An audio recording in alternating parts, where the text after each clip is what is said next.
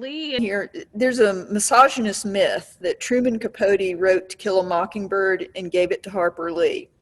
And I would argue that she deserved a co-writing credit on In Cold Blood because he would have never been able to put that book together without her work and support. Are there books of Lewis's that you would argue should have a shared author credit with Davidman? 100%.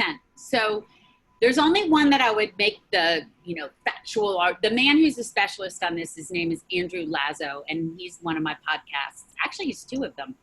And he is the expert on how Joy co-wrote Till We Have Faces with C.S. Lewis.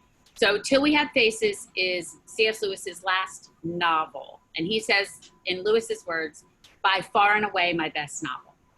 And it is a retelling of the myth of Cupid and Psyche. And in my novel, there's a whole scene where he feels like he's at a dead end. He has just taken his job at Cambridge. He feels like he's having a writer's block. He's hit a dead spell. He can only write nonfiction. And he's finished Narnia by then. All 7 Narnia are out by now. And she just starts talking to him and making him spitball and brainstorm. And what have you tried before and put away? And he told her about Cupid and Psyche. And he wrote the first chapter that night. And then she co-wrote that book with him. And they are all over that book. Their relationship is in that book. The way they talk about masks and true self is in that book. Joy's transformation from a woman who doesn't believe in God to a woman who sees her true self in God. All of it is in Till We Have Faces.